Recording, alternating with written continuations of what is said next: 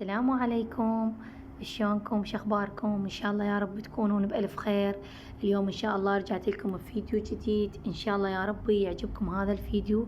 طبعا راح اسوي مطبق الدجاج، بس المرة الدجاج مشوي. طبعا هاي الدجاجة من الليل نقعتها بخل وماي وملح من البارحة، وهسه من يعني صار الصبح راح اسويها وياكم.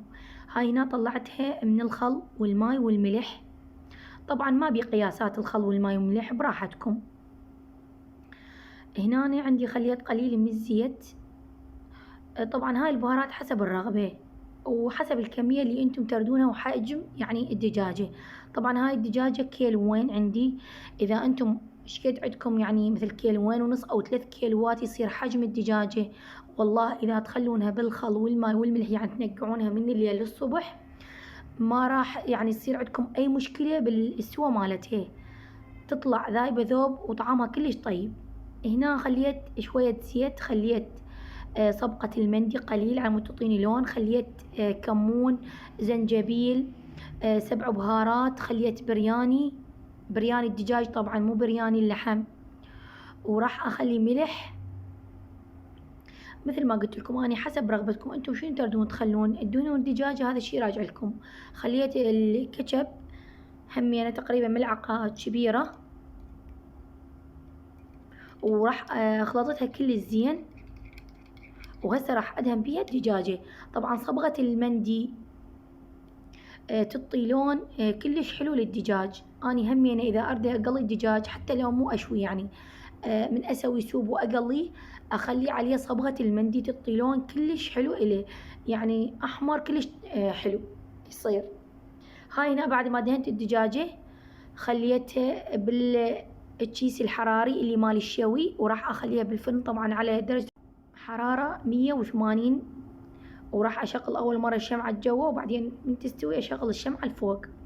هاي هنا عندي هذا الحشو طبعا مسويته اكثر من مرة بالقناة، اللي هو البصل والكشمش. طريقته موجودة بالقناة وسهلة، وانتم يعني حسب ذوقكم وحسب اللي يعجبكم. فاني ما حبيت اسوي وياكم لان خاف يطول عليكم الفيديو، مثل ما قلت لكم اني اكثر من مرة مسويته وياكم. هاي هنا عندي شعرية همية راح اخليها ويا الحشو، خليت زيت وضفت الشعرية، راح اخلي الشعرية لحد ما يتغير اللون مالتها، وبعدين راح اضيف عليها الماي. هاي هنا شوفوا تغير اللون مالتها، خليت عليها قليل من الماي يعني بس غطاها. تاني الماي ينشف وراح اسكرها شلون ما اسكر التمن. شوفوا بعد ما استوت طبعا خليت عليها ملعقة من الشكر، يعني راح يعطيها طعم كلش طيب، وراح اخلي عليهم هيل ودارسين مطحون. البهارات اللي راح اخليها على الحشوة هيل ودارسين مطحون. طبعا ريحته كلش طيبة وطعمه كان همينه كلش حلو.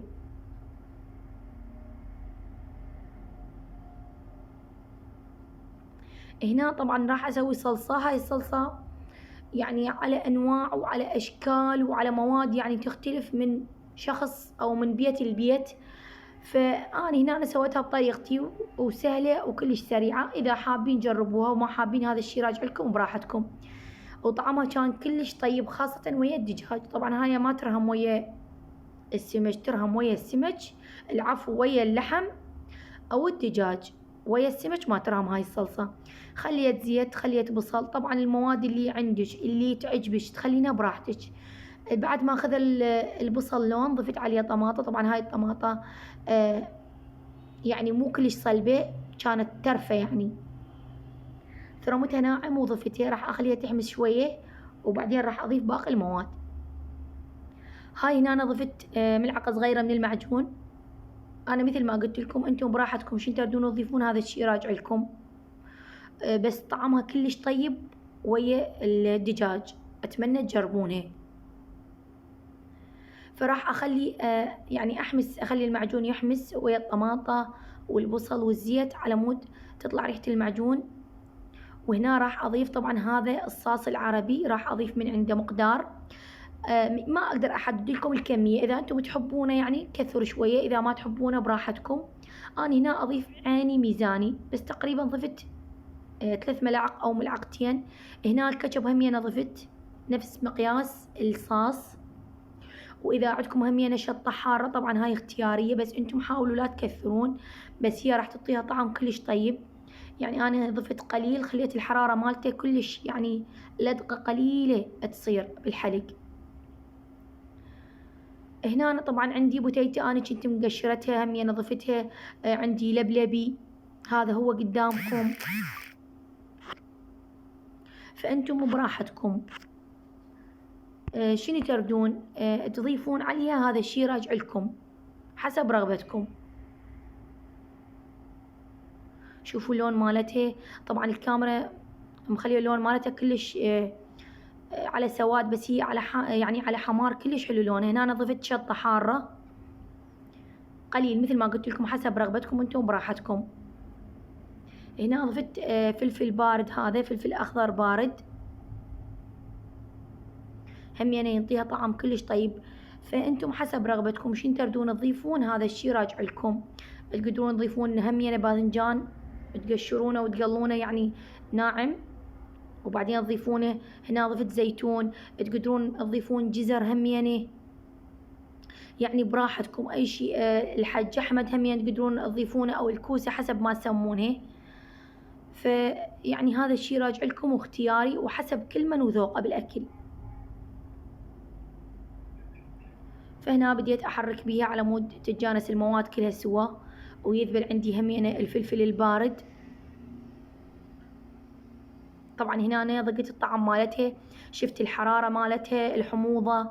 هنا ضفت ليمون، هذا هنا الليمون قشرته وطلعت البزر مالته وضفته مثل ما هو، قطعته يعني قطع مكعبات. طبعا هاي هنا أنا عندي مخلل الشلغم، طبعا هذا أنا مسويته مخلل الشلغم همي أنا ضفت، بس انتم براحتكم تردون تضيفون مخلل الخيار، اي شيء عندكم يعني اي شيء عندكم مخللات تقدرون تضيفونه، هذا الشيء اختياري، بس اني هذا الموجود بالبيت خليته. وهاي هي خلصت عندنا الصلصة كملت. هنا راح اسوي التمن، خليت ملح، خليت زيت، خليت صبغة المندي شوية، خليت بهارات الدجاج، خليت 7 بهارات، وخليت البرياني، وضفت فلفل اسود. طبعا هاي المنكهات راح تعطي ما اقولكم ريحة وطعم كلش طيب للتمن.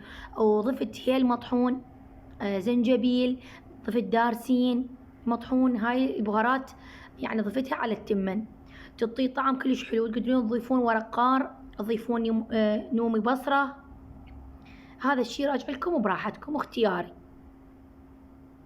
هنا ضفت التمن بعد ما غسلته وضفت ورق قار، شوفوا هذا هو موجود. فانتم براحتكم شنو تردون تضيفون براحتكم، وهذا الشي راجع لكم. فهنا راح اخلي المقدار مال الماي طبعا بس يغطيه، وان شاء الله اراويكم النتيجة. هاي هنا ما شاء الله الدجاجة استوت والتمن وكل شي كمل. طبعا شوفوا الدجاجة شلون ذايبة ذوب، والله وريحتها وطعمها كان كلش طيب. خليت اول مرة التمن، وبعدين خليت الحشو، وخليت الدجاجة بالنص، وسويت يعني تزيينات بسيطة وخفيفة. وهاي هي الصلصة. طبعا اعذروني لان من الكاميرا كانت مو خوش، يعني اللون مالتها مسوي الصلصة على شكل اسود. همين الدجاجة ترى مو محترقة، بس هذا الغلاف الفوق اني احبه ياخذ لون هيجي. وان شاء الله يعجبكم الفيديو، ومع الف الف سلامة.